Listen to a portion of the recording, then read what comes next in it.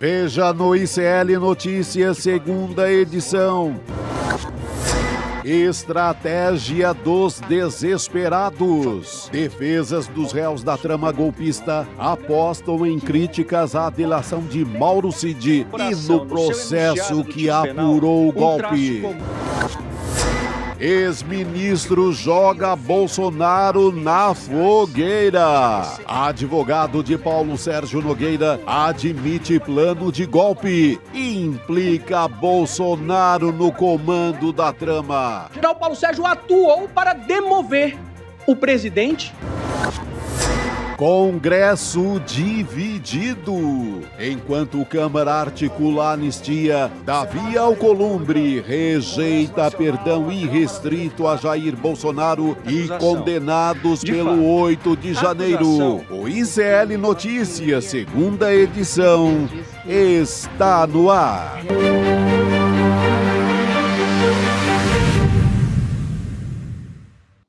Olá, boa tarde. Seja muito bem-vindo, seja muito bem-vinda. O ICL Notícias, segunda edição, está começando. Já estamos ao vivo nos canais do Instituto Conhecimento Liberta. Eduardo Moreira, também no canal da Voz Trabalhadora. Boa tarde para você que nos assiste pelo YouTube e também para você que nos ouve pela web rádio São João, diretamente de Quixadá, no Ceará, e também na Rádio Cultural, na região da cidade de Torres, no Rio Grande do Sul. Chico Sá e eu já postos nesse segundo dia histórico de julgamento do núcleo crucial, incluindo Jair Bolsonaro. Muito boa tarde, meu amigo. Boa tarde, Gabi. Boa tarde, audiência no Brasil inteiro. Olha,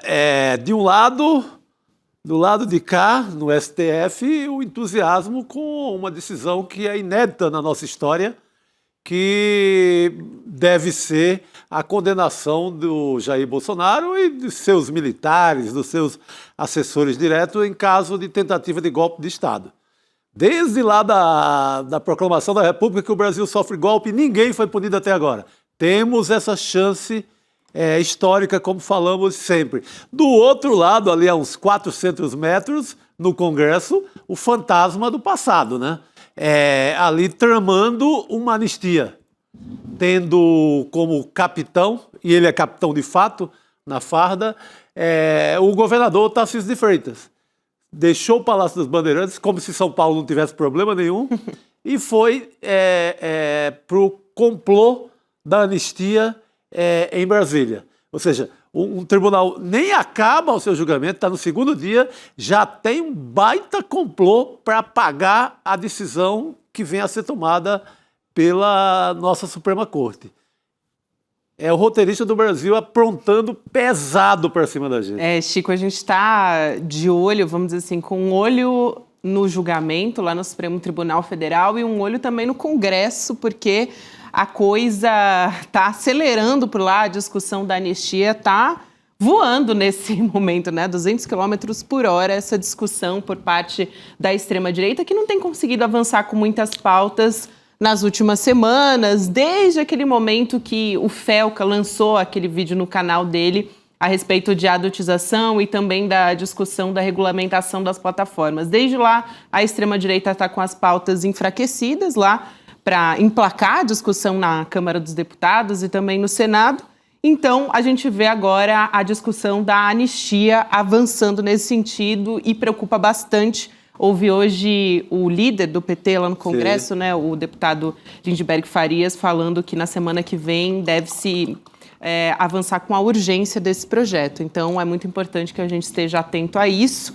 E lá, Chico, desde manhã a nossa equipe está acompanhando lá em Brasília, Heloísa Vilela, Guga Nublar, também Manuela Borges. Heloísa Vilela está ao vivo com a gente. Depois, mais para frente, Juliana Dalpiva chega aqui para conversar também. Elo já está a postos para conversar a respeito de mais esse dia de julgamento, já nesse fim de tarde belíssimo em Brasília. Elo, muito boa tarde para você, amiga. Belíssimo, Boa tarde, querida. Pois é, dia cheio, intenso, com muita notícia e muita tensão, né, Gabi? Porque essa coisa toda, essa história toda do julgamento por si só é muito tenso, é muito, eu diria até emocionante, porque é um momento histórico, mas ao mesmo tempo se atravessa a rua e está lá o pessoal no Congresso armando confusão, querendo passar uma anistia de qualquer maneira, que eles sabem que a população brasileira, em sua maioria, é contra esse processo. E sabem também que ele é ilegal, inconstitucional, não vai ter como esse processo de anistia, se for aprovado na Câmara e depois no Senado, de ser aprovado pelo Supremo. Pode até ser vetado pelo presidente Lula, né? Ou deixar para o Supremo derrubá-lo. Mas é um projeto sem futuro, sem saída. E ainda por cima a gente vai ver um embate aí que pode ser bastante ruim para o Congresso, viu? Pode ser desmoralizante para esse Congresso Nacional, que já tem o pior índice de aprovação de todas as instituições do país. E você pega, né, Elo, toda a pauta do Congresso, agora é a anistia, mas pegar o pacote inteiro é tudo se livrar de crimes. Seja os próprios deputados, sejam seus aliados golpistas. Ou livrar os super ricos de pagar imposto. Então, é muito clara a linha do Congresso. Não é, Chico, e se... Por favor, Elo. Não, porque se você pensar, olha, você tem esse julgamento no Supremo, você tem essa notícia, essa denúncia bombástica feita aqui no ICL a respeito do PCC, mandando dinheiro para Ciro Nogueira, líder do PP. Você tem o aperto que o ministro Flávio Dino está dando com as emendas parlamentares, a Polícia Federal investigando, tem vários casos já sendo investigados, alguns já sendo processados. Então, aí, de repente, o Congresso começa a tentar votar medidas para se blindar de processos na Justiça. Ora, eles não são nem sutis, né, Chico? Nada sutis.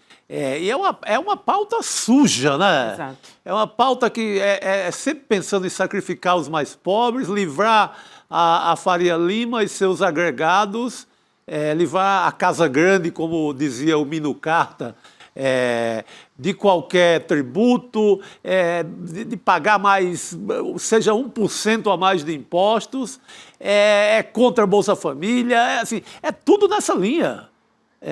Que casa do povo é essa? Né? Porque costumam chamar de casa do povo. Que casa do povo é essa? Tudo que não está sendo pautado agora no Congresso é assunto, é projeto que é do interesse da sociedade brasileira, né, Lu?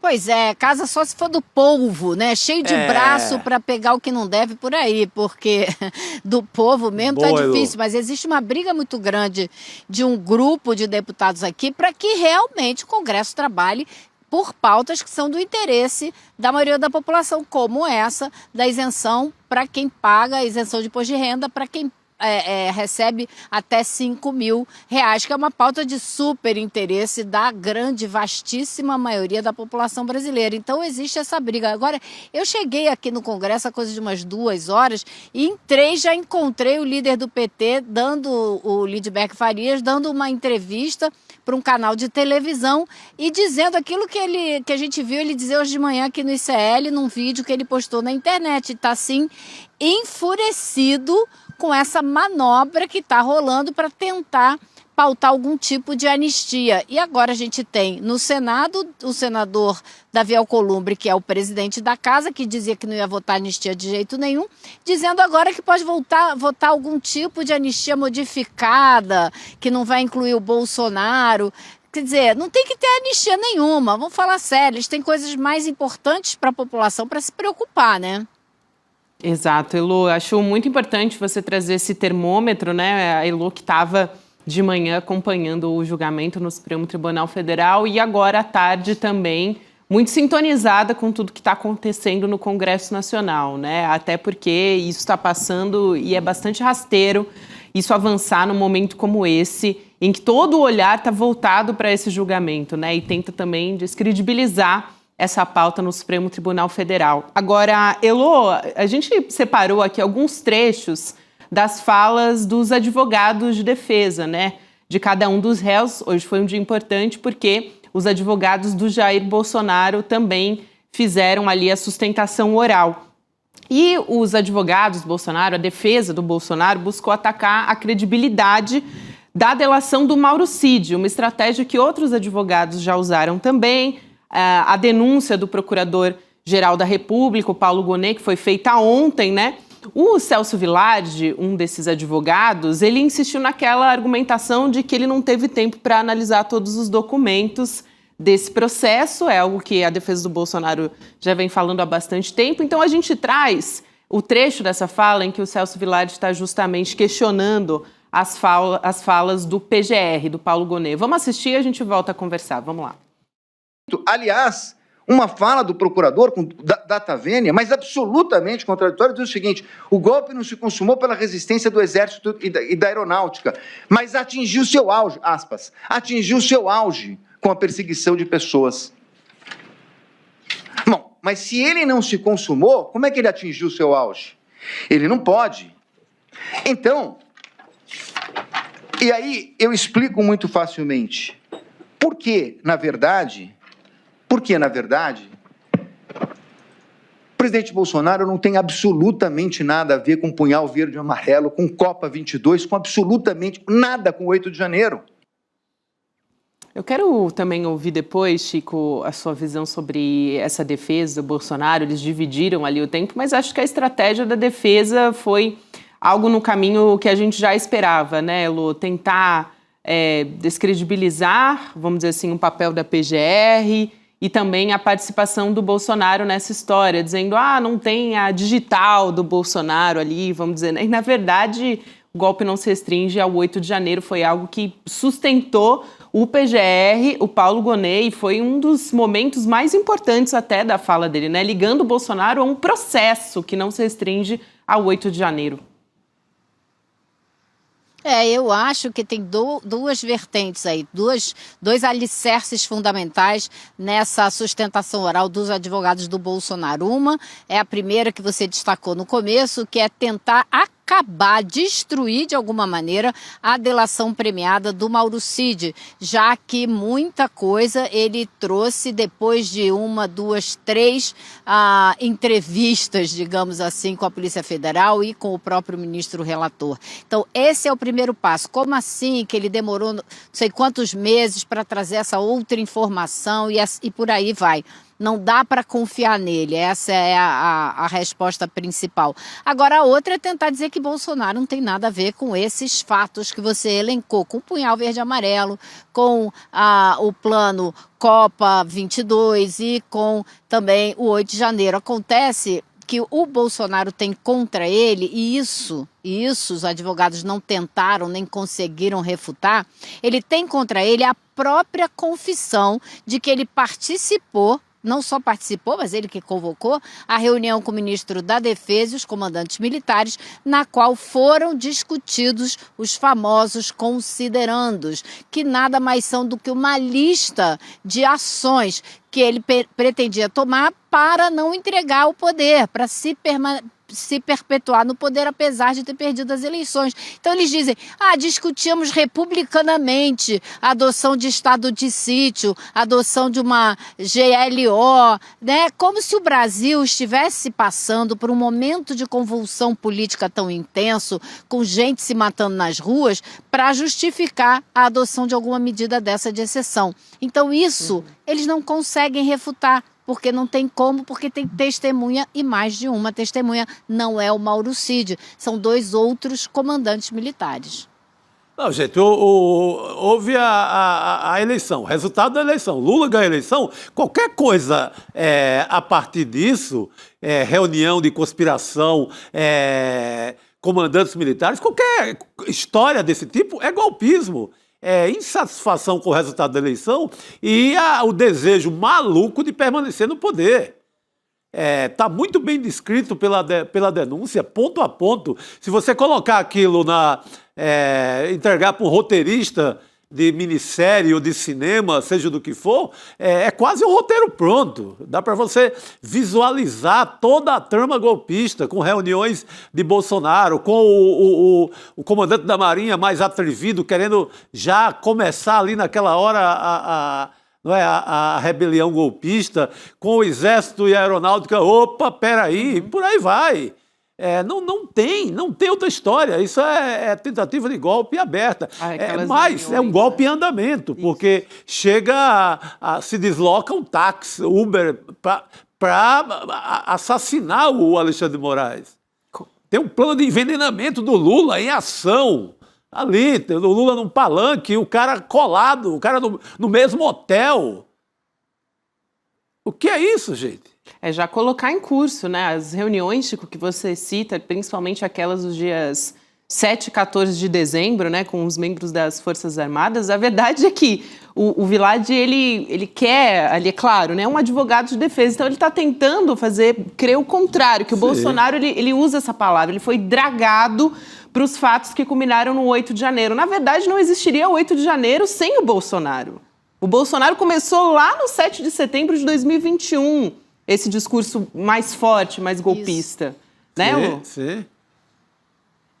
Exatamente, ele incitou a população, ele promoveu na cabeça dos seguidores dele a ideia de que a eleição brasileira era fraudável, que se ele perdesse só ia ser por através de uma fraude, que as urnas eletrônicas não são confiáveis. Então, uma série de mentiras que ele difundiu ao longo do governo dele, que fizeram a cabeça de muita gente, infelizmente, que tem muita gente até hoje que ainda acredita. Eu entro aqui no Congresso e volta e meia eu me deparo com gente usando camiseta e fazendo manifestação contra o nosso sistema eleitoral. Foi isso que ele produziu. Ele produziu gente que não acredita mais em vacina. Ele produziu, então, várias ideias nefastas que a gente vai levar muito tempo para reverter. Aliás, o Ministério da Saúde já está conseguindo reverter isso aí, aumentando muito, graças a Deus, o índice, graças a Deus, graças ao trabalho, né, da ciência e do governo de reverter isso. Mas é uma destruição que ele promoveu que realmente é inacreditável. Elo, e até tem outros advogados ali que acabam desconstruindo justamente isso que a defesa do Bolsonaro está tentando montar, essa linha de defesa, né? O advogado, por exemplo, né, do ex-ministro da Defesa do Bolsonaro, o Paulo Sérgio Nogueira, ele jogou o Jair Bolsonaro na fogueira totalmente. É a manchete que a gente está vendo aqui na tela e que você pode acompanhar em detalhes também no nosso site. Mas a gente traz o trecho da fala do advogado André Farias, ele dizendo que o Paulo Sérgio, atuou contra o golpe de Estado e que ele estava tentando, né, que ele estava desconfortável com a situação ali das medidas de exceção, né, que foram patrocinadas supostamente ali, já que a gente não teve a decisão ainda do julgamento, né, mas pelo Bolsonaro. Então, isso acaba desconstruindo também. Vamos assistir ao trecho dessa fala do André Farias. Vamos lá. Veja o temor do general Paulo Sérgio, segundo a própria delação. Que esse grupo temia que o grupo radical trouxesse um assessoramento e levasse o presidente Jair Bolsonaro a assinar uma doideira. Mas não é só a palavra da delação. Brigadeiro Batista Júnior. Depoimento do Brigadeiro Batista Júnior. Penso que a partir do dia 11, eu comecei pessoalmente a entender que aquela garantia da lei e da ordem que nós estávamos abordando não era o que eu estava acostumado a ver nas Forças Armadas cumprirem desde 92. E nós começamos a ficar desconfortáveis. Quem? Diz o Brigadeiro Batista Júnior. Pelo menos eu fiquei desconfortável, o Brigadeiro Batista Júnior, o ministro Paulo Sérgio e o general Freire Gomes. Então, a principal testemunha de acusação, o Brigadeiro Batista Júnior, está dizendo que o general Paulo Sérgio estava tentando demover o presidente. Aí, Elo, no fim das contas, acaba jogando o Bolsonaro na fogueira, né? Ele jogou não só o Bolsonaro, como o Braga Neto. Jogou verdade. Os dois na fogueira e eles agora que se virem com o fogo, né? E apaguem esse fogo. Mas é curioso também a gente olhar como que houve uma certa mudança no depoimento do general Paulo Sérgio e a atuação do advogado hoje.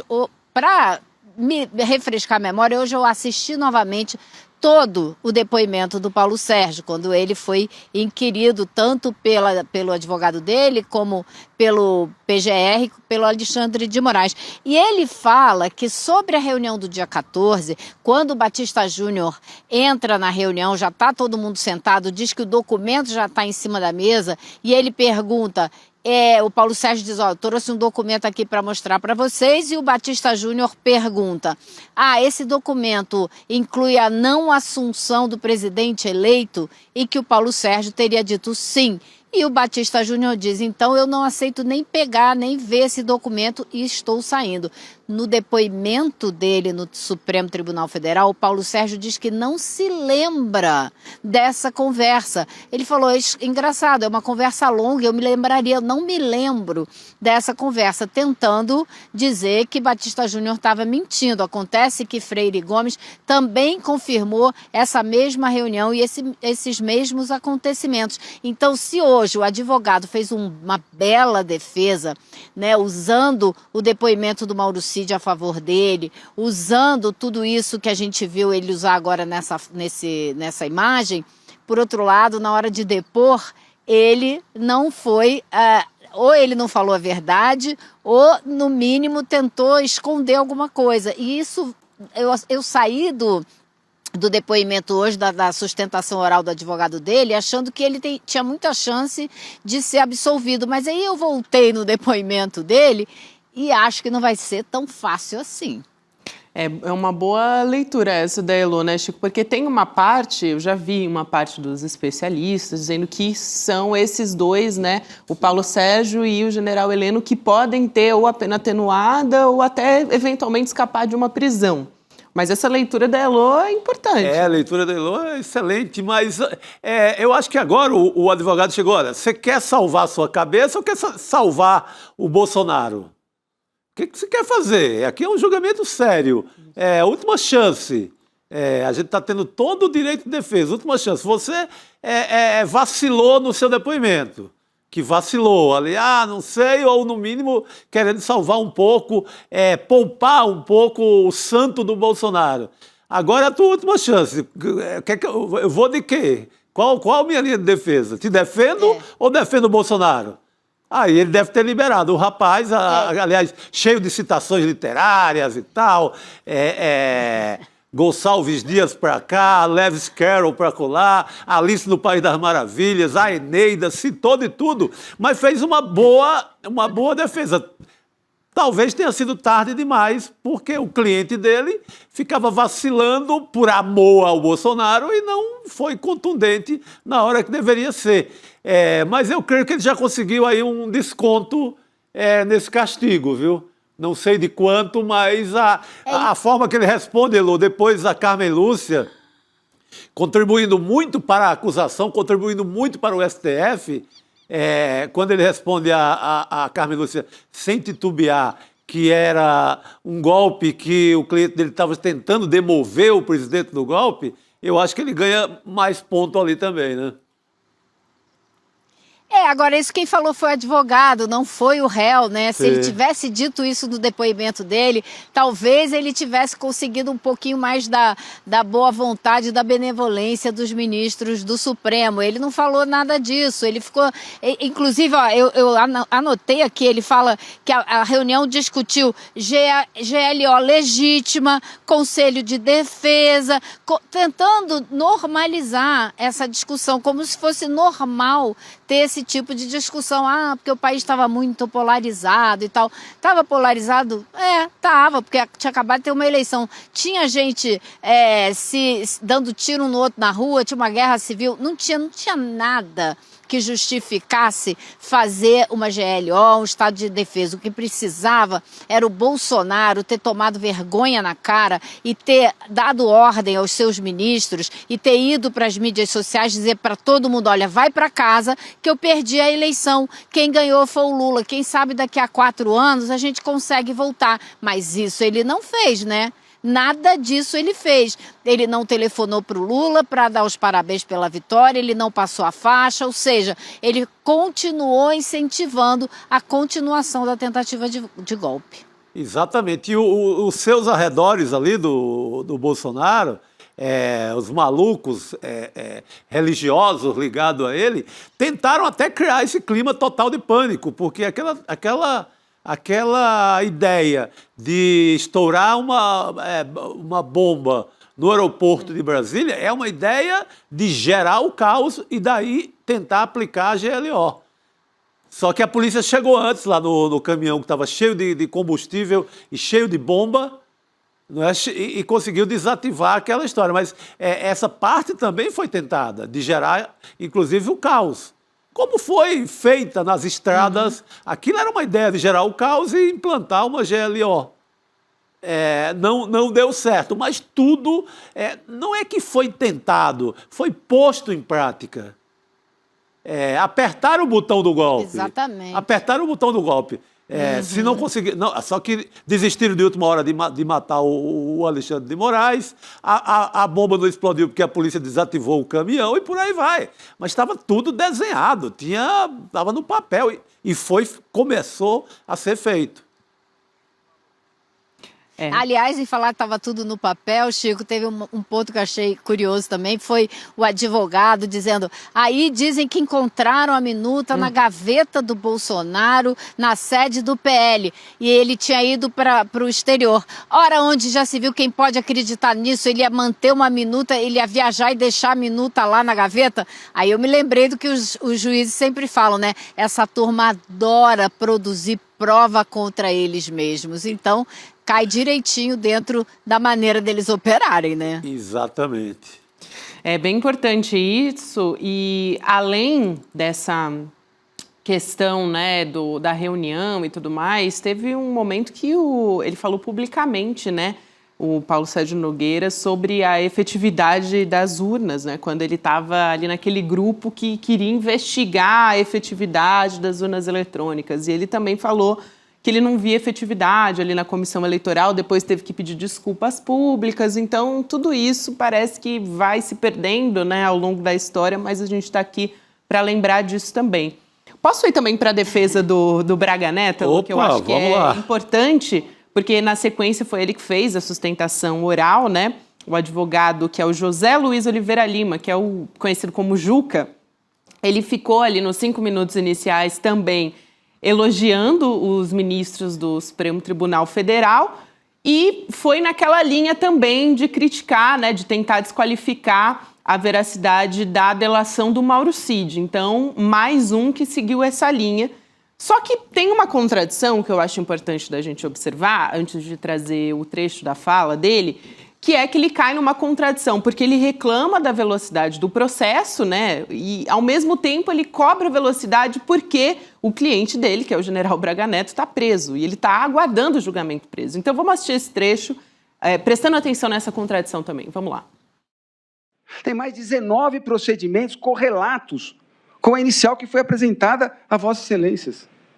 Não seria razoável que as defesas, e todas as defesas pleitearam, e todas as defesas tiveram seus pleitos negados, e um procedimento, eminente ministra Carmen Lúcia, que tramita no juizado especial, dura 9 meses.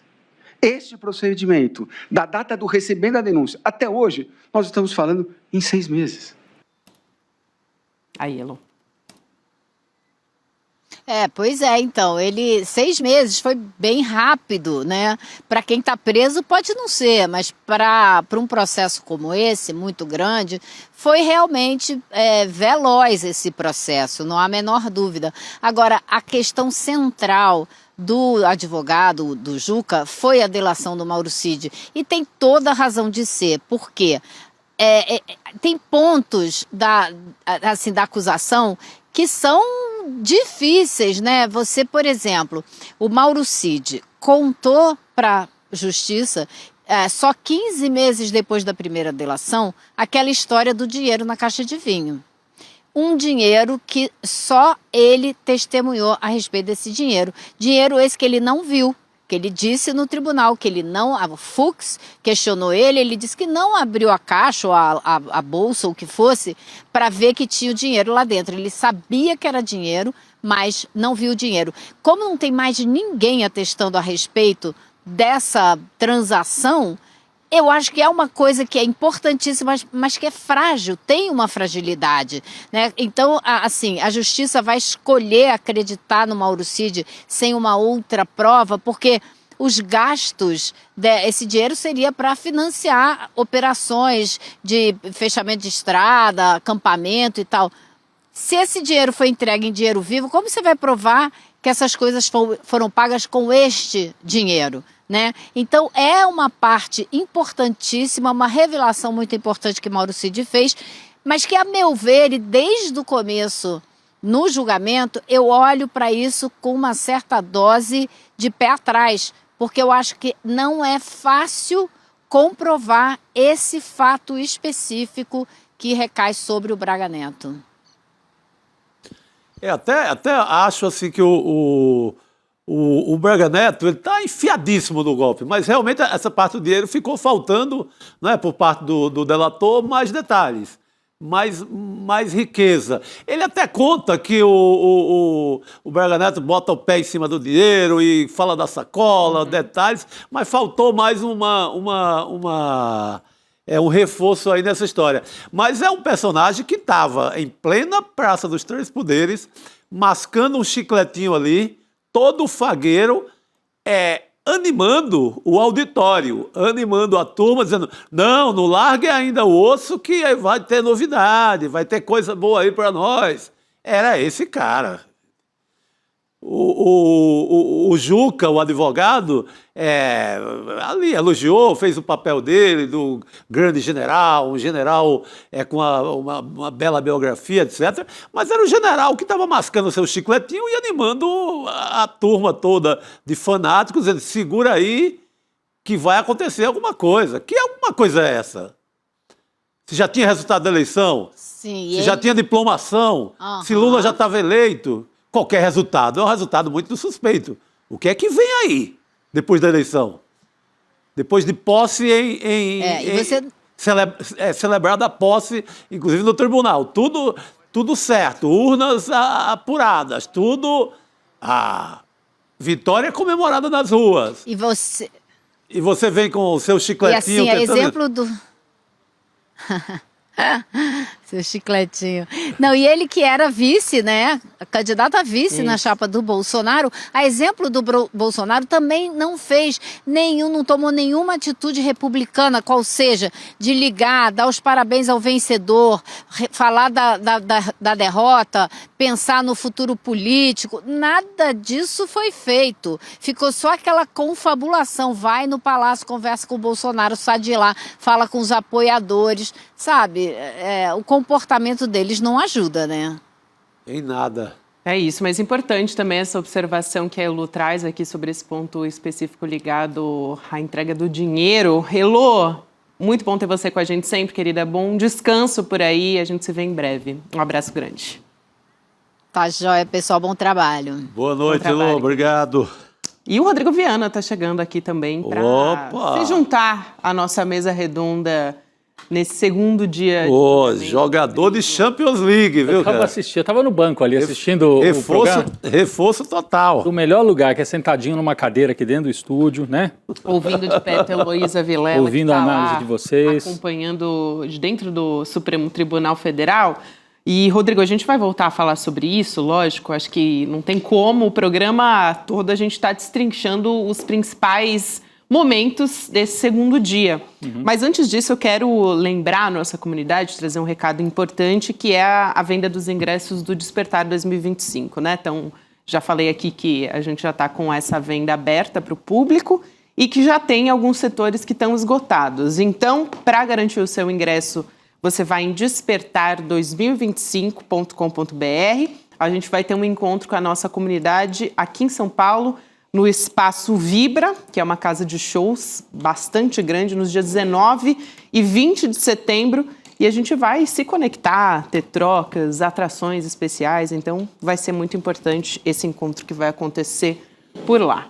Aliás, assim, por uma conjuntura, né, do roteiro do Brasil, rapaz, vai ser quase que ao mesmo tempo da sentença. Uma espécie de pagelança, assim, nossa.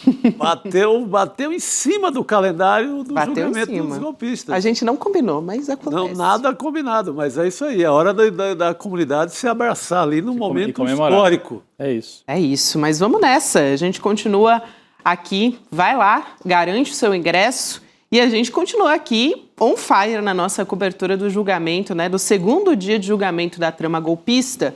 E a gente vai receber aqui o advogado Bruno Salles para comentar esses 2 primeiros dias. tem muita coisa para avaliar e também a gente está com um olhar não só no Supremo Tribunal Federal, mas também no Congresso Nacional. E é claro que a gente vai também contar com a avaliação do Dr. Bruno a respeito disso. Muito boa noite, prazer te receber.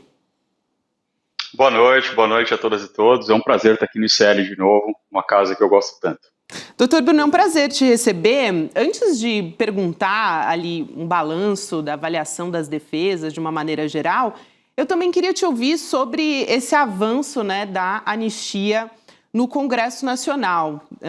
Então, porque, né, tem muitos juristas falando que a validade da anistia, a chance de ela passar é praticamente nula, mas de certa forma é uma afronta por parte dos parlamentares enquanto isso está acontecendo durante o julgamento de Bolsonaro. Isso deve voltar, claro, se passar de fato, ao Supremo Tribunal Federal, que vai decidir pela inconstitucionalidade dessa medida, né? Mas quero te ouvir sobre a chance real de isso avançar, o caso da anistia, e estendendo até para o próprio Jair Bolsonaro.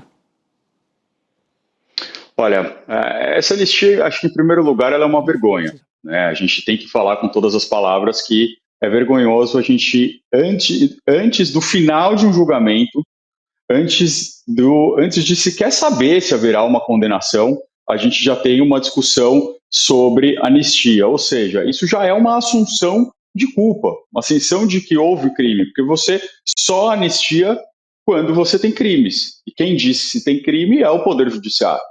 Então, antes do Poder Judiciário dizer se há crime, já se está falando em uma anistia. Olha, hoje eu recebi uma minuta de projeto de anistia que é aterrorizante.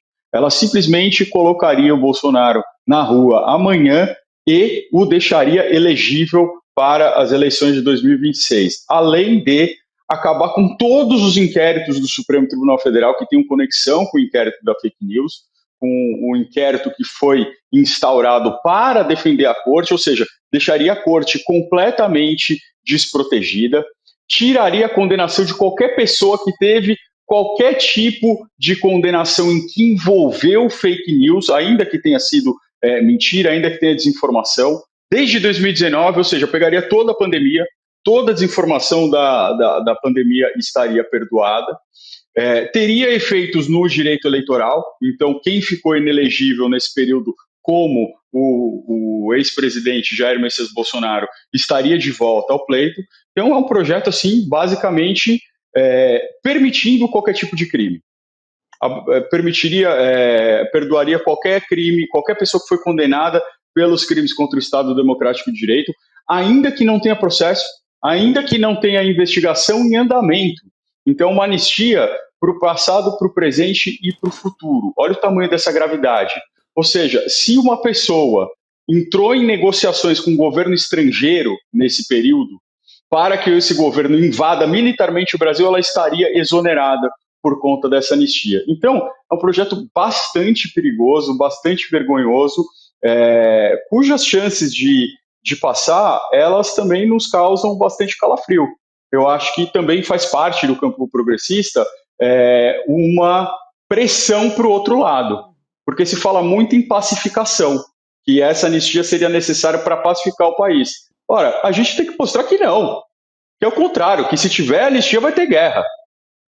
E se tiver anistia, aí é que não vai ter paz. Aí é que a gente vai para a rua e vai parar e não vai deixar nada acontecer mais.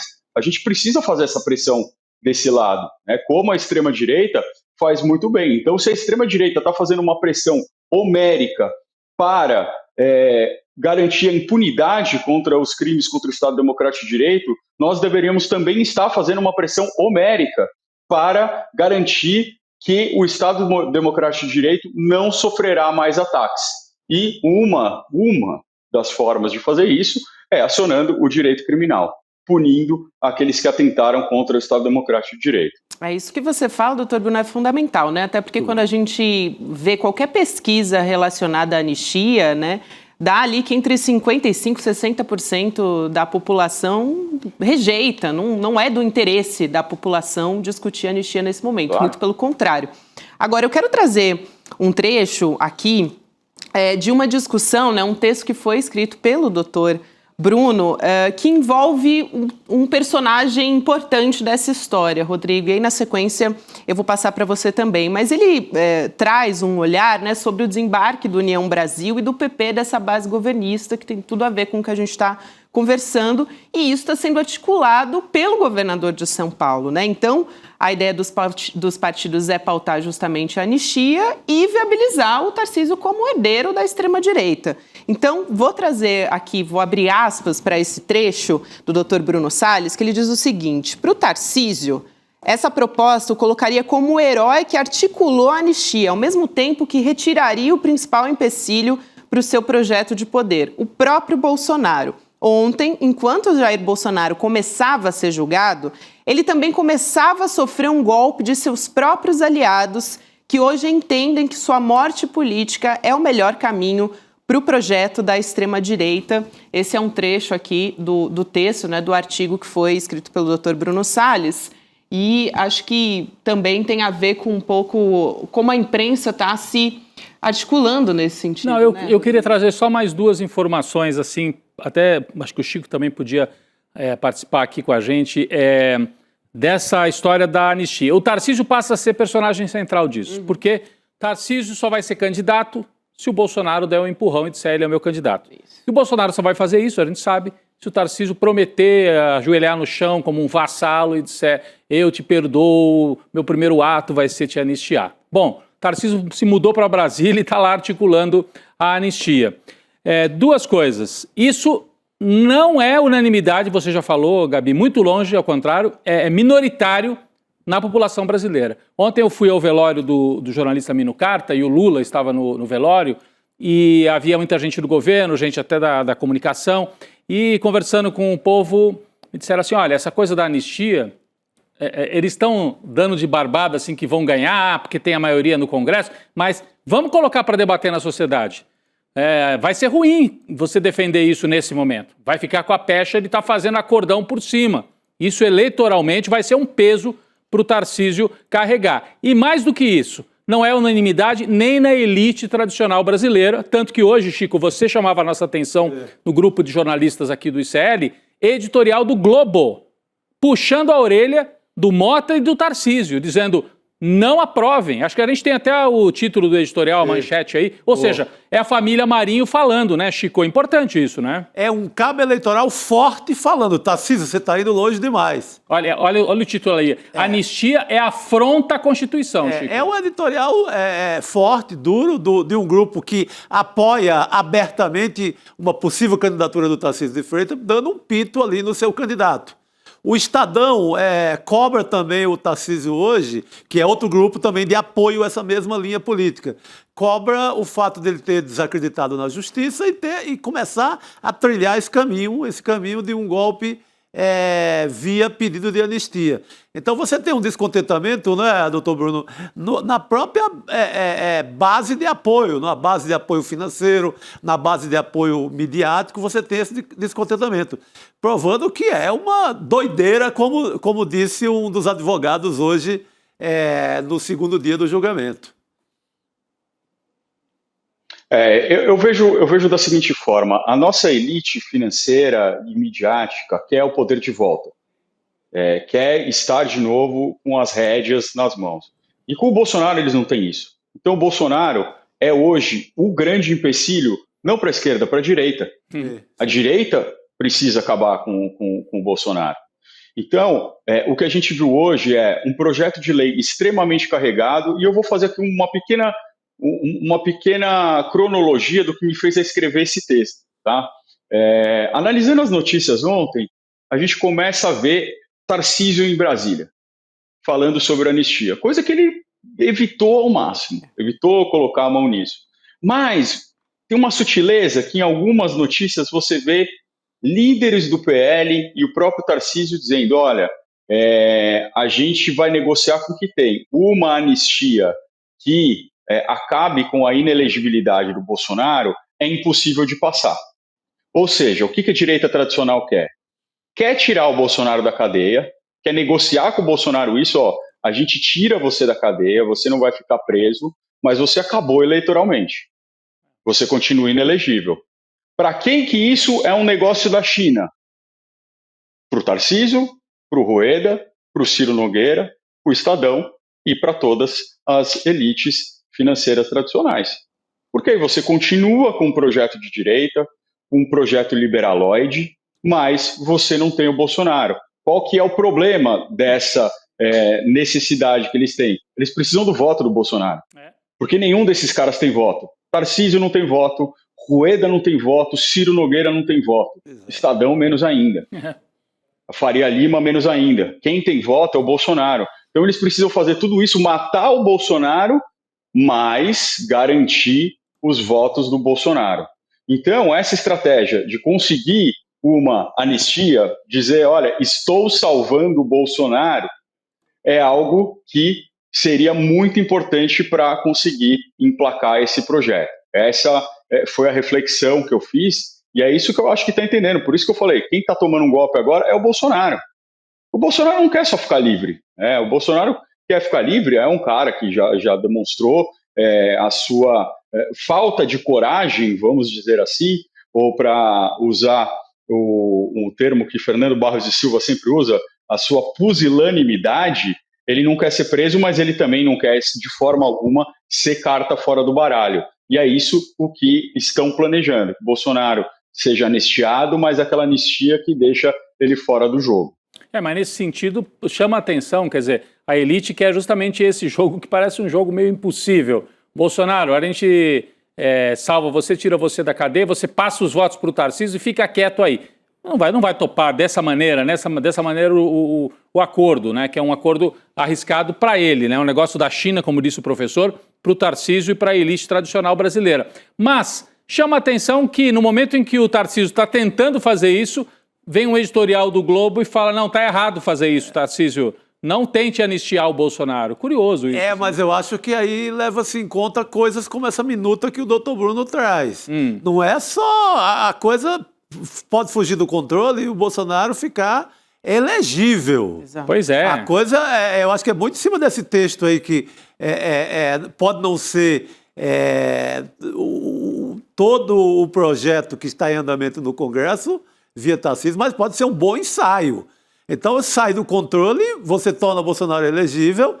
Aí o Tarcísio tem que voltar para São Paulo. Aí o Tarcísio volta para São Paulo, acaba um projeto deles por conta de um assadamento do Tarcísio. Mas isso hoje seria impensável. O Supremo já sinalizou que se passar na Câmara, e provavelmente não passa no Senado, porque o Alcolumbre diz que é contra, sim, o Supremo vai declarar inconstitucional esse... Mas vai virar uma novela. Vai virar uma novela, vai virar um embate. É péssima para o Tarcísio, é péssima para a direita mais ou menos limpinha, que quer o Tarcísio. É verdade. Acho que o professor queria falar. Mais ou menos. Pode ser bom para o Tarcísio, porque se ele consegue essa anistia, você fala, pô, o Tarcísio foi lá e conseguiu a anistia. Mesmo que o Supremo derrube essa anistia e vai derrubar, ele vai ter o discurso de falar, eu salvei o Bolsonaro. Se o Supremo foi lá e derrubou, a minha parte eu fiz. A minha parte eu fiz. E é essa a grande briga hoje. A grande briga é Bolsonaro anistiado ou Bolsonaro com o cancelamento da inelegibilidade. Porque quando você ouve o Eduardo Bolsonaro falando, ele fala sempre, e meu pai vai ficar elegível. Flávio Bolsonaro fala, vai ter uma anistia que vai acabar com a inelegibilidade dele e ele vai concorrer em 2026. Para o PL de Valdemar Costa Neto, como eles ainda não conseguiram a filiação do Tarcísio e essa filiação pode ser muito complicada, inclusive por conta da rejeição dos próprios filhos do ex-presidente Jair Messias Bolsonaro, para o PL é fundamental que a anistia venha com o cancelamento da inelegibilidade, porque o grande candidato deles seria o Bolsonaro. O Tarcísio não é do PL. O Tarcísio, ele seria muito bom para essa união do UP, né, do União Brasil e PP, que poderia receber ele, que também não está no Republicanos, né, mas poderia receber o Tarcísio de uma forma muito mais light e conseguir ter um candidato a presidente da República. Ou mesmo PSD. Né? A gente não pode ignorar que Kassab é o chefe da Casa Civil dele e poderia receber, mas para o PSD ia ser mais difícil, porque o PSD muito ecumênico, como dizem por aí também, Exatamente. e podia rachar o partido numa forma muito grande.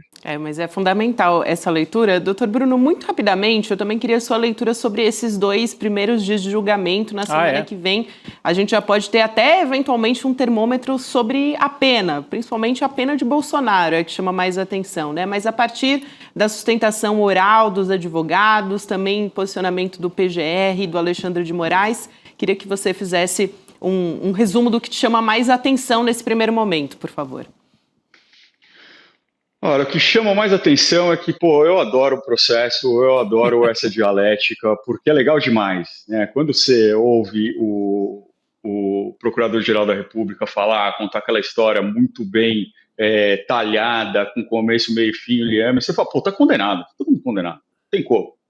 Aí quando você ouve os advogados, e foram advogados muito bons, hoje principalmente, hoje a gente ouviu o Juca, hoje a gente ouviu o Vilardi, o Paulo Amador Bueno, os 3 são queridos amigos, são grandes advogados, mas o doutor Matheus Milanês foi muito bem também, o doutor Andreu foi muito bem também. Quando a gente ouve eles, você fala, eles têm uns pontos importantes aqui, né? Como será que isso vai ser decidido?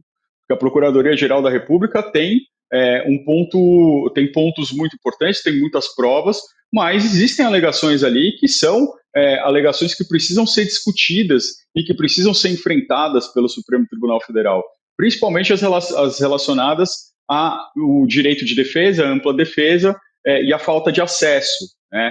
Eu acho que eu destacaria duas teses que foram levantadas pelo Dr. Matheus Milanês, pelo Dr. Celso Vilardi e também pelo o Dr. Juca, José Luiz de Oliveira Lima, que é o document dumping. O que é isso?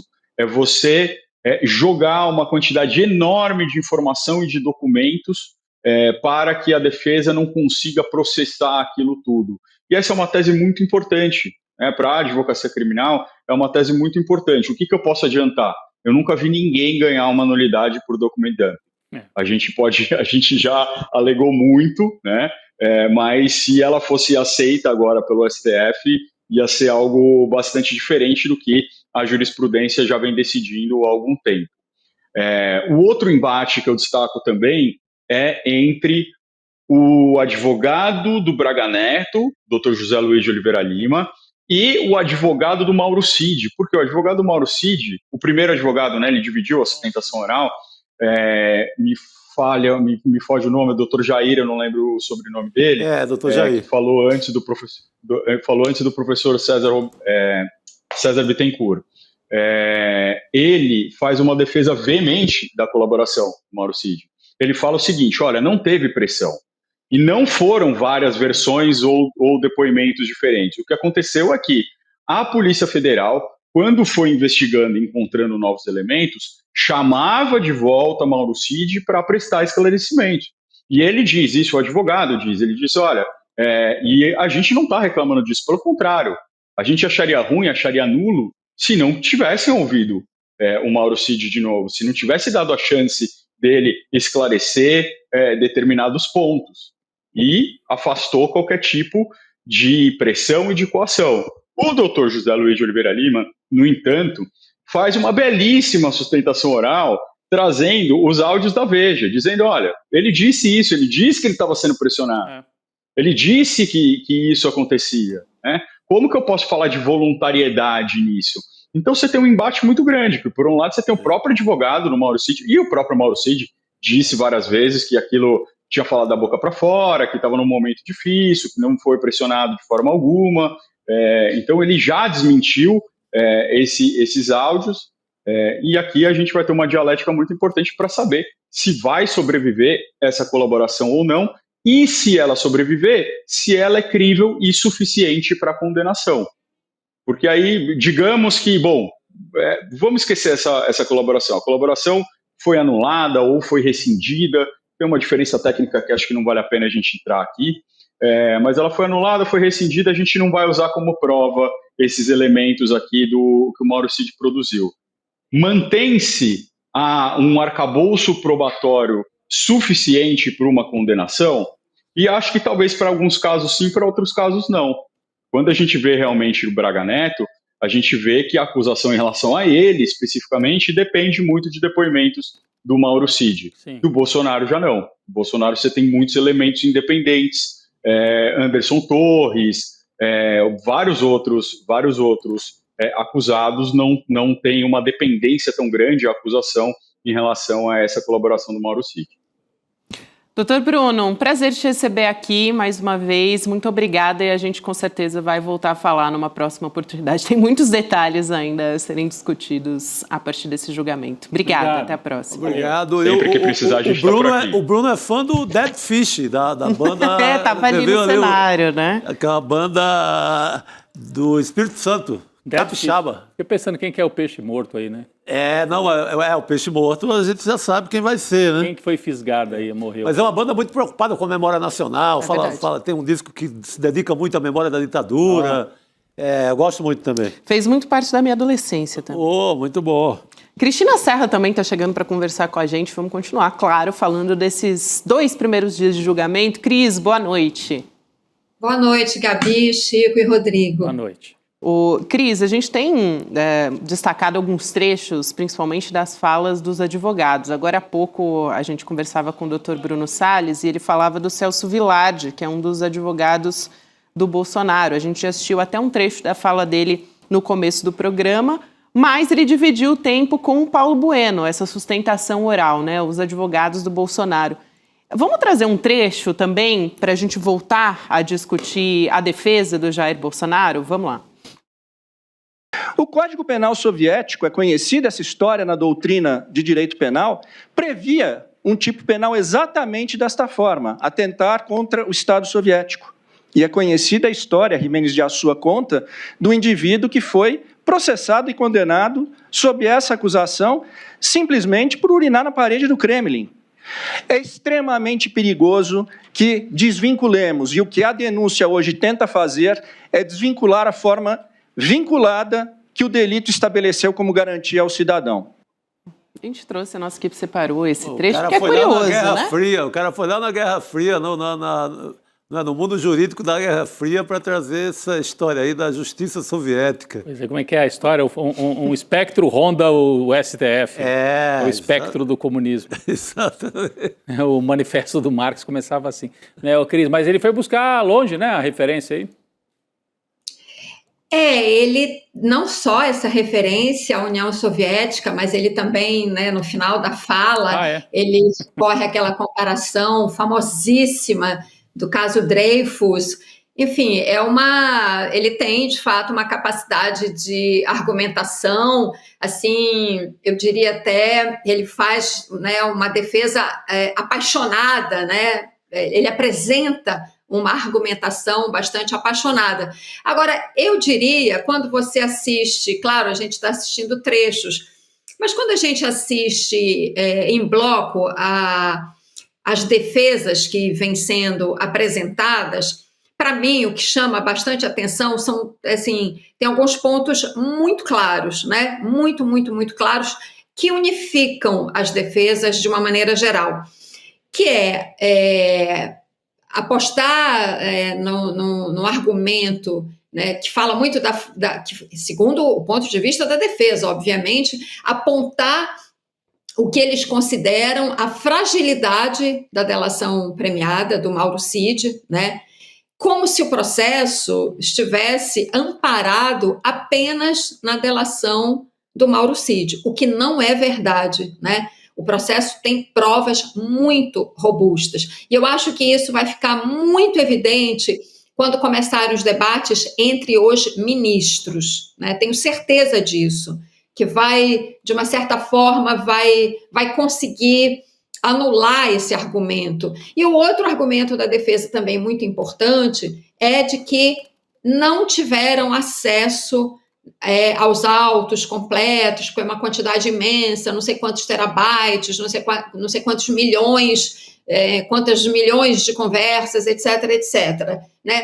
Que eu acho que não cola também, né? Você tem meses já em que o processo está se desenvolvendo, né? E se você não teve acesso, você não montou, você né, como escritório de defesa. Nós estamos falando de alguns dos advogados mais caros desse país. Sim. Você não tem condições de montar uma equipe para examinar esse material, porque é assim que funciona quando é do interesse da banca de advocacia, né? Passar o pente fino nessa documentação. Então, esse é um argumento, me parece muito frágil, sabe? Não cola.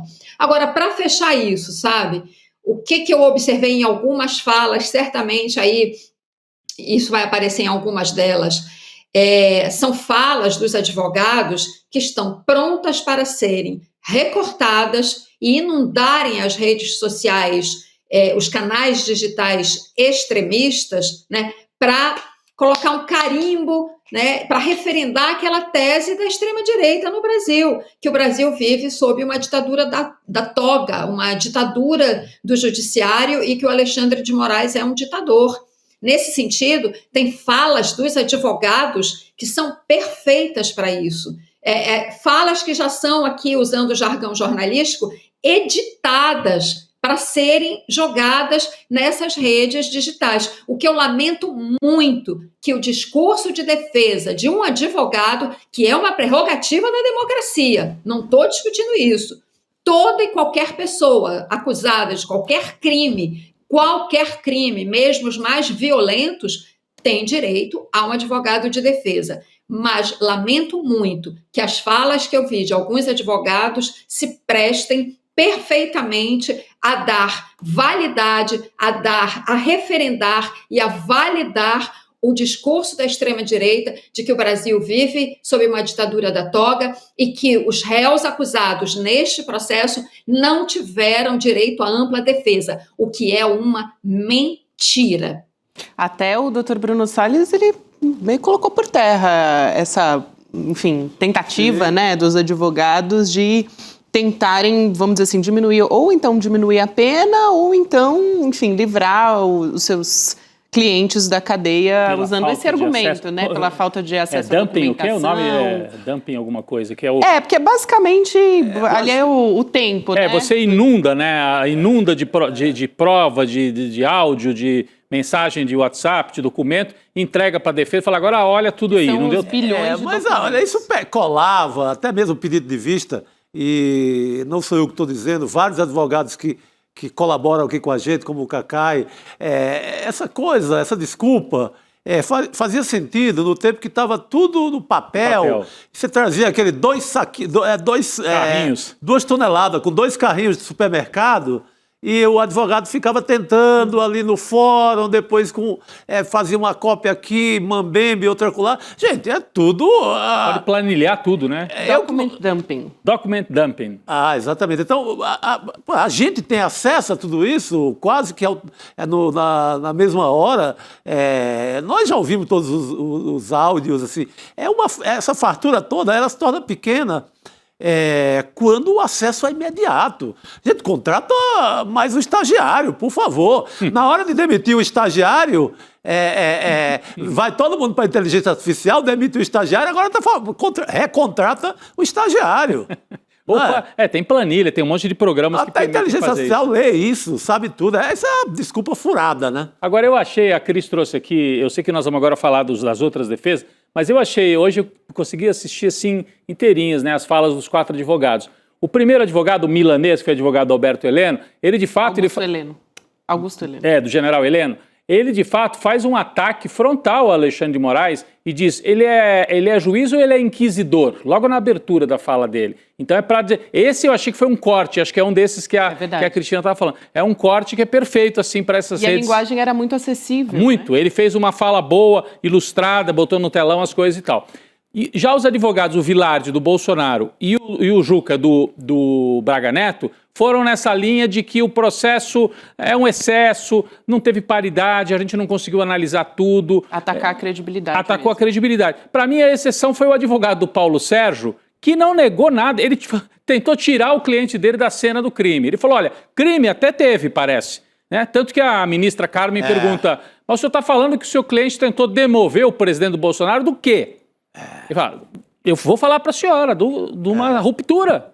Foi o meu cliente que não participou. O meu cliente não participou. Demover o Jair Bolsonaro, então, dos 4, eu achei 3 foram nessa linha que a Cris falou. Mas um não quis nem discutir se teve golpe ou não. Até teve, mas meu cliente não estava lá. Foi a tentativa desse. Eu acho que vale a pena, Rodrigo, para a gente devolver para a Cris. A gente assistir essa fala, porque essa fala tem, né? É realmente diferente muito boa, muito das boa. demais defesas que a gente assistiu ali, que foi realmente, olha, teve golpe, né? Basicamente isso.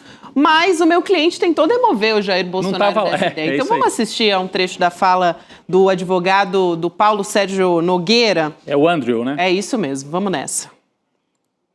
Um esclarecimento, porque Vossa Senhoria, eu copiei aqui 5 vezes, diz que o réu, neste caso, o cliente de Vossa Senhoria, aspas, estava atuando para demover o presidente da República. Demover de quê? Porque até agora todo mundo diz que ninguém pensou nada. Claro, claramente, Vossa Excelência. Demover de adotar qualquer medida de exceção. Muito obrigado. Atuou ativamente. E a prova dos autos. Obrigado. Muito obrigada.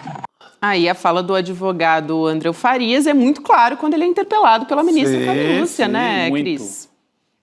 É justamente isso, Gabi. Essa é uma estratégia mais inteligente, me parece, do ponto de vista da defesa, porque as provas de que houve sim a articulação para dar um golpe, elas são tão claras, né, como a luz do dia. Isso. E isso vai aparecer durante os votos dos ministros, né, que não adianta ir por aí, porque não fica crível, né? E a estratégia também de tirar a credibilidade do processo para um advogado de defesa que se diz democrata, né? Que deve, né, por princípio, entender o seu papel numa democracia, ele tentar descredibilizar o processo no Supremo, eu considero uma estratégia muito perigosa, né? Que inclusive vai criar mais, me parece que criaria assim, uma zona de fricção, né, maior com os ministros.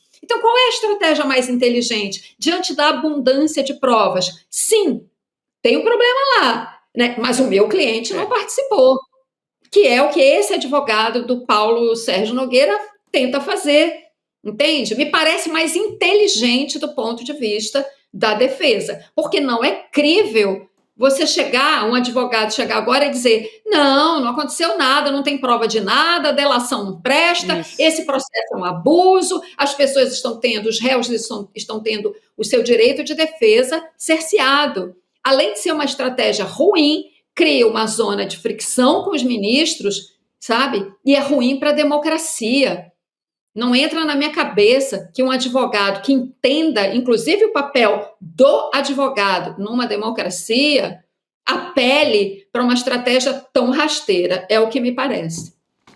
É isso, Cris, eu concordo com você. E aí, para a gente também equiparar um pouco, comparar, na verdade, a diferença dessas estratégias, porque uma característica muito parecida entre essas sustentações orais todas foi tentar descredibilizar a delação do Mauro Cid e também o processo como um todo. E a gente traz como exemplo aqui a fala do advogado José Luiz Oliveira Lima, que é o Juca, que está defendendo o Braga Neto. Então a gente traz um trecho dele argumentando que esse acordo deveria ser anulado, o acordo com o Mauro Cid, né, por não ter provas. Vamos assistir, a gente volta a conversar. Ele faz este acordo às pressas, sem anuência do Ministério Público. Eu quero dizer que eu sou um defensor do acordo de colaboração premiada. Eu acho que é um exercício do direito de defesa. Fundamental. Mas ele tem que ser coerente, ele tem que ter provas do que se fala. Pois bem. A Cris já tocou nesse ponto, mas acho que vale a pena reforçar isso mais uma vez, né? A delação do Mauro Cid não está sendo... Parece que só a delação do Mauro Cid está sendo usada como base para todo o julgamento, né? Tem documento, gente, tem câmeras, tem uma série de provas, mas é que em relação, celulares, mas né? é que em relação ao Braga Neto, eu concordo, Gabi, em relação ao Braga Neto... Voltar da prisão, né? Também aquela questão da entrega do dinheiro. Se você derruba a delação do Mauro Cid, você, acho que não salva o Braga Neto, mas alivia bastante a situação para ele. Então, por isso que acho que de todos os advogados, o Juca foi o que foi mais firme nessa tática de tentar derrubar... Porque para o cliente dele... O cliente dele... derrubar a delação funcionaria. Eu não sei se a Cris tem alguma informação ou análise sobre isso, né? Alguma chance de essa delação cair como um todo, né? Geraria algum tumulto processual, né? Se ela cair como um todo, né, Cris? Ele, especialmente esse advogado, deu muita ênfase na questão da entrega do dinheiro, né, daquela sacola, que de fato é um ponto controverso da delação, porque o Mauro Cid, ele fala, ele não é muito seguro com relação ao local onde houve a entrega do dinheiro, enfim, então esse advogado soube explorar este ponto. Então, para a estratégia de defesa do Braga Neto, esse, de fato, é um ponto fundamental. Mas esse ponto não desqualifica a delação inteira. E, novamente, o mais importante, a delação foi corroborada por uma série de provas, né? Agora, esse advogado também, o Oliveira Lima, né, ele, em alguns momentos da argumentação, ele vai muito pelo questionamento, né, pela crítica muito ácida, até eu diria, né, no sentido de dizer que os réus não estão tendo direito à defesa. Ele também vai por essa linha do cerceamento ao direito de defesa, né? E acho essa estratégia, como eu disse, bastante perigosa, né? Acho que ele tentou ali se equilibrar entre pontos específicos para o cliente dele, mas ele também embarcou nessa tese mais ampla de vários advogados, né, de que o processo é um absurdo, que não tem provas, que se baseia apenas na delação, ou seja, que é uma farsa, quase que uma fraude, ele não usou essa palavra, mas, enfim, ele desqualifica muito o processo, ele desqualifica a ação penal, né? E acho que esse é um caminho que não vai ter o menor sucesso com os ministros. Talvez ali, e isso não só ele, mas outros advogados também, né?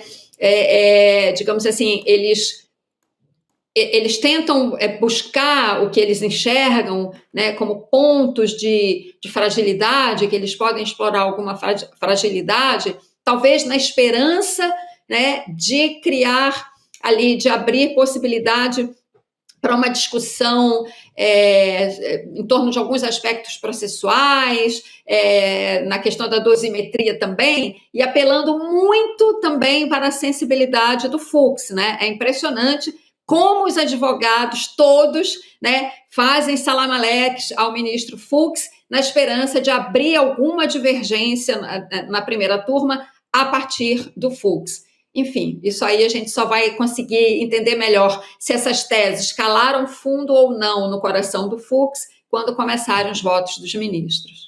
Que, aliás, sempre tinha aquela olhadinha pro Fux, né? Colabora aí, rapaz. Você é mais caridoso e tal, vamos ver o que é que você faz por a gente. E talvez o Fux diminua as penas, mas eu acho que também vai votar, vai ser 5-0. Eu aposto muito no 5-0, ele vai votar, ele não vai ter essa ousadia de discordar da casa. Ele vai na tese, vai condenar, mas vai diminuir as penas, é o meu entendimento assim. Mas, olha, cara, o Braga Neto, tudo bem, então não tinha o dinheiro, vamos supor, não tinha o dinheiro. Aí só se livra da questão de que ele ajudou a financiar. Foi só o agronegócio que financiou sozinho, o dinheiro apareceu voando, desceu lá, né? Sabe aquele dinheiro que sai, igual no Alto da Compadecida? O dinheiro vem lá, então vou pegar aqui e vou financiar o golpe. O dinheiro não tem mais dinheiro, tudo bem, mas tem ele incentivando na Praça dos Três Poderes, tem ele em reuniões com Bolsonaro, tudo isso é dito pelo Cid. O Cid só comete uma lambança, que não foi na delação, que é aquela lambança de plantar, junto com o bolsonarismo, aquele áudio na Veja. Que hoje o Juca usou. Aquilo foi uma lambança a pedido, pautado pelo bolsonarismo, ele cai naquela lambança, mas depois ele comparece a todas as sessões que ele é solicitado para confirmar um dado aqui, um dado acolá, com presença de Ministério Público, com todo mundo, sem ninguém apertá-lo, sem pau de arara. Pelo que eu sei, o coronel Ustra, não estava lá com seu pau de arara, então não houve tortura. A delação é mais do que legítima. Tira a caixa de vinho do Braga Neto, fica o resto, pronto. É isso. Com certeza. Não, é só para concordar inteiramente com o que o Chico está falando, e até porque aquela gravação publicada pela Veja, aquilo ali tem todas as digitais, né, da armação, não tem, aquilo ali é zero de credibilidade, né, para dizer que o Cid foi forçado, coitadinho, a fazer essa delação. Zero. Né? Aquilo ali é um jogo todo arrumadinho, a gente sabe com que propósito, né? Enfim, mas não cola. E junto aos ministros, absolutamente. Chega a ser risível, sabe? Pueril da parte dos advogados tentar usar aquele áudio para dar credibilidade às teses da defesa. Áudio do Mauro Cid na Veja, gente, assim, a Veja é um veículo que não tem credibilidade, já perdeu credibilidade há muito tempo, né? Então, só para concordar, Chico, e só para dizer o seguinte, você usou um adjetivo, o Fux, quem sabe, é caridoso, até rimando, né, com as palavras que um advogado usou em relação ao Fux, que disse que ele é sempre saudoso, amoroso, algo assim. Gente, essa foi uma das cenas patéticas que eu vi nesses poucos dias de julgamento. Era o Demóstenes Torres. De ontem, né? Só os 5 minutos finais para defender seu cliente. Lembrando, né? Eu tô aqui para defender o cliente. É o que eu tô fazendo aqui mesmo. Né?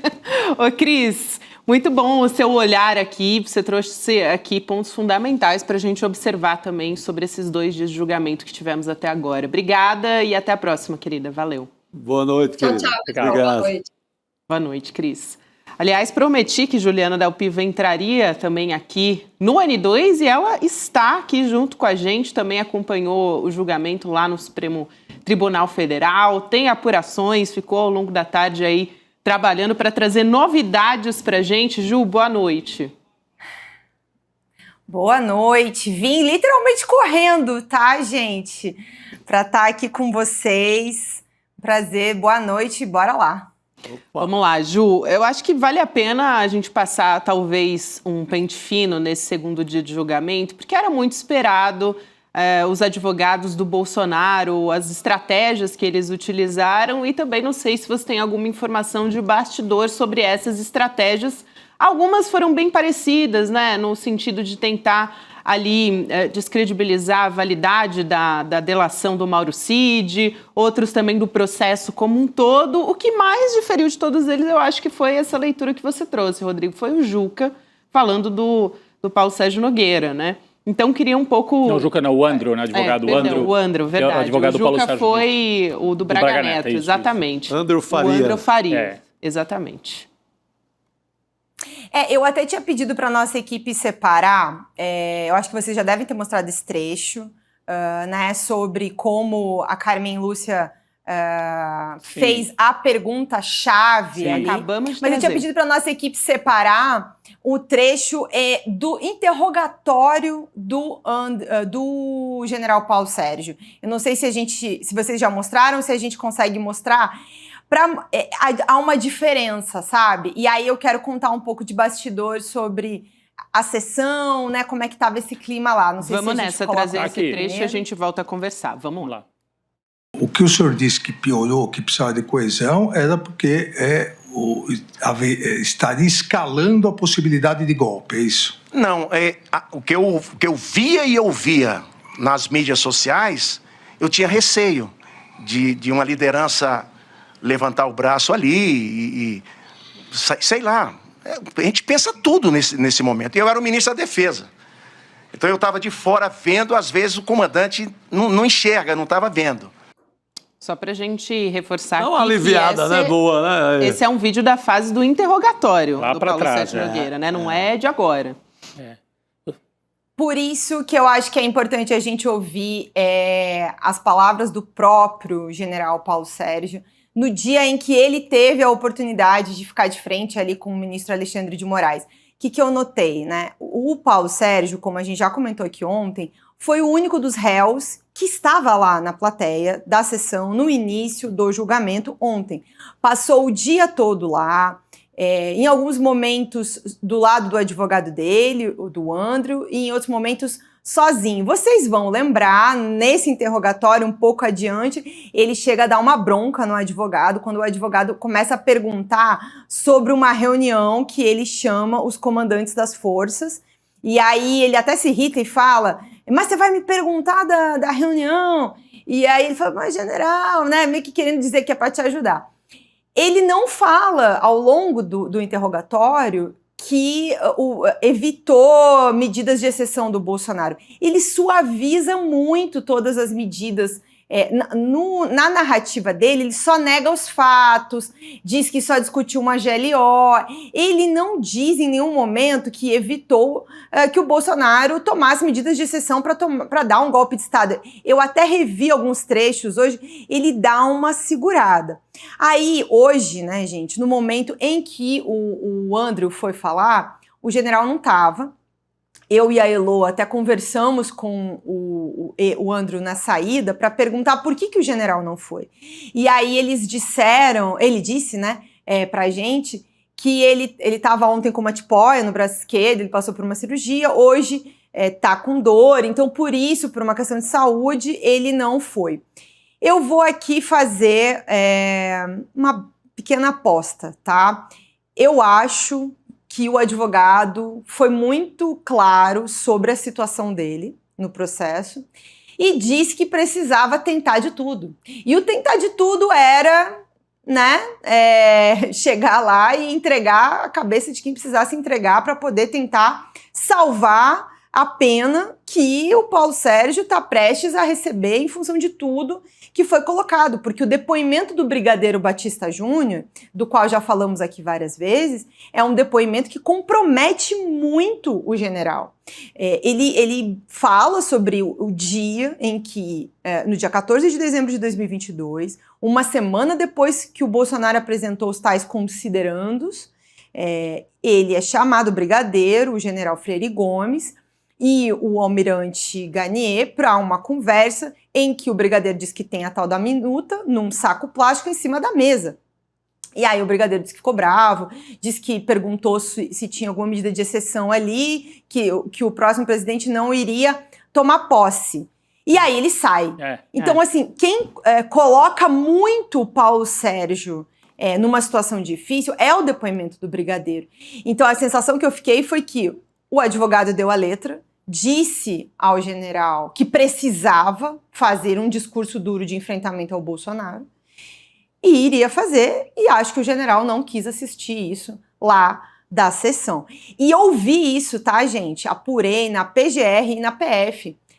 A acusação adorou a pergunta que a Carmen Lúcia fez e mais ainda a resposta que o Andrew Farias deu.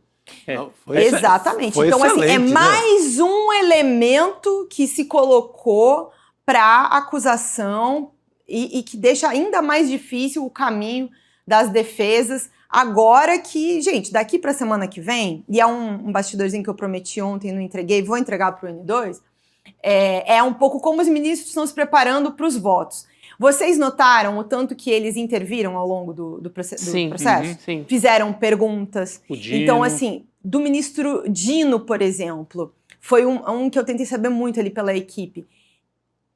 Não preparou o voto ainda, está estudando o processo atentamente, nos mínimos detalhes, por isso fez perguntas, corrigiu o advogado do Bolsonaro hoje, perguntando sobre a reunião do dia 7, que o advogado do Bolsonaro saiu falando reuniões no final de dezembro, dando até a entender que não estava dominando, né, o assunto, o Paulo Bueno.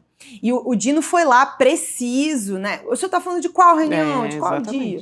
Então, os ministros não prepararam os votos ainda, vão preparar, concluir, né? Estão estudando, mas escrever mesmo vai ser de agora para a semana que vem. Isso tudo para todo mundo que está dizendo que é um julgamento, cartas marcadas. Não, estão estudando o processo e vão escrever os votos a partir de hoje. Ju, isso é muito interessante. Se a gente... Pode concluir. Não, eu ia falar se a gente tem tempo de falar do Vilardi rapidinho ainda, que acho que tinha mais um detalhezinho, Temos. né? A gente vai trazer rapidamente o trecho dele aqui. Essa questão do Flávio Dino, eu conversava com o Chico antes da gente começar o programa, de como ele estava ali anotando tudo, tirando dúvidas. Confiado, né? De que trecho que você está falando? Qual é o documento? E a Carmen Lúcia, craque da rodada, fazendo as perguntas ontem, fazendo a ponderação, né, assim, muito firme sobre as urnas eletrônicas. E hoje com essa pergunta-chave. Com essa pergunta-chave que coloca o Bolsonaro diretamente ali implicado, né, com mãos, pés e tudo. Agora, vamos trazer o trecho aqui do Celso Villardi, do advogado de Bolsonaro, que hoje fez a sustentação oral, dividindo, né, a sustentação oral com outro advogado também de Bolsonaro, e a gente volta a conversar com a Juliana. Vamos lá. Vamos lá. E o presidente, a quem eu estou representando, foi dragado para estes fatos. Presidente, eu vou demonstrar cuidadosamente, tratando da questão da minuta, ele não atentou contra o Estado Democrático de Direito. E não há uma única prova. Eu vejo aqui os advogados trazendo, olha, esse papel, essa minuta, essa questão, esse depoimento, não há uma única prova que atrele o presidente a Punhal Verde e Amarelo, a Operação Luneta e ao 8 de janeiro. Ele bateu muito nessa tecla e também na questão da delação premiada, né, Ju? Para a gente amarrar aqui rapidinho, que a gente está chegando ao final do N2. Eu acho que tem um dado que parece que o Celso Villardi não estava morando no Brasil entre 2021 e 2022, não viu o Bolsonaro, não há um único fato, né, o Bolsonaro em praça pública ameaçando o Alexandre de Moraes, o próprio Fux de intervenção no Supremo Tribunal Federal no 7 de setembro de 2021.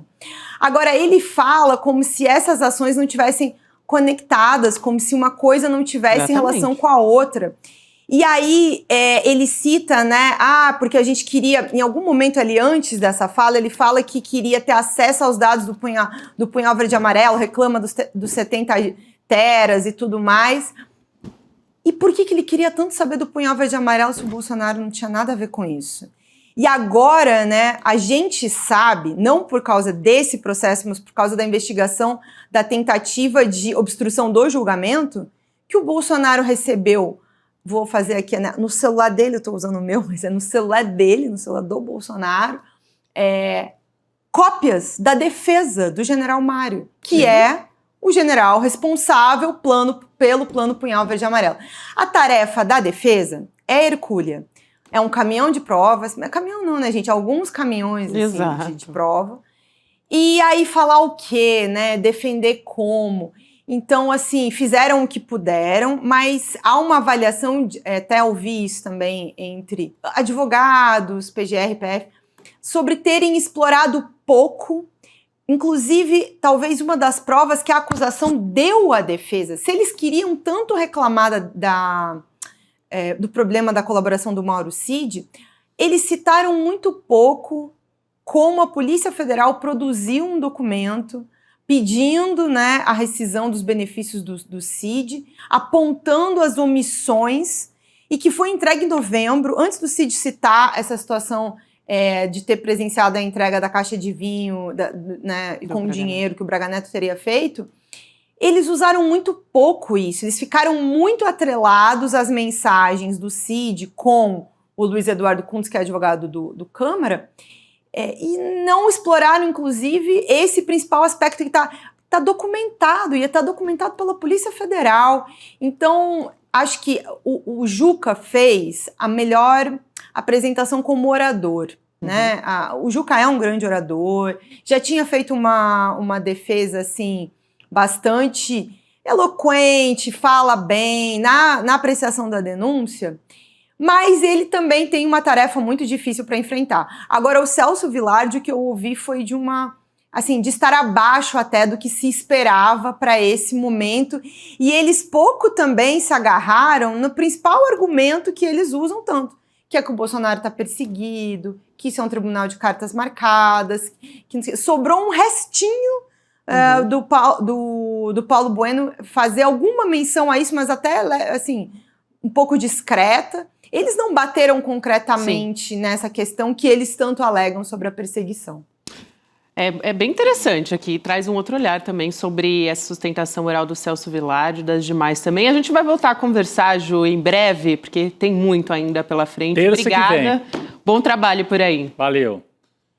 Tem amanhã também, né, gente? Que vocês sim. acham que a semana não acabou, não? Hoje é quarta-feira. Não, mas não tem amanhã sessão. Ainda é quinta. Vamos nessa que ainda tem muito pela frente, Ju. Obrigada. Obrigado. Juliana Dalpiva aqui trazendo informação pra gente. E vamos nessa, então, Chico Sá, Rodrigo Chegou a hora. Chegou a hora. Chegou nossa hora aqui. Mas...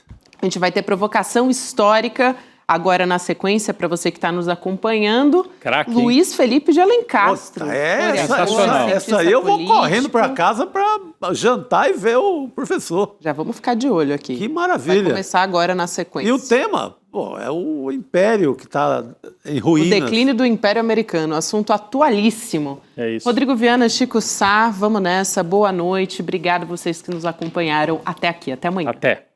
Ano passado estava lotado, mais de 4.000 pessoas vibrando com Serginho Grosman, Renato Freitas, Fátima Bernardes Mocotó, Bela Gil. Eu me arrepio só de lembrar. E esse ano, em 2025, a gente vai fazer um evento ainda maior. Nunca foi tão necessário reunir as pessoas, conversar sobre as mudanças que o mundo está passando. E a gente reuniu o maior conjunto de nomes para se apresentar nesse palco. A gente vai ter aqui, esse ano, o Miguel Nicoleles para falar de inteligência artificial, a Marina Silva para falar da questão do meio ambiente, Frei Beto, Leonardo Boff, a ativista Leida Guevara, filha de Che Guevara. A gente vai ter aqui também palestras com os nossos especialistas de marketing, de negócio, de redes sociais, falando sobre as transformações que estão acontecendo no acesso às redes, na comunicação. Vai ser espetacular.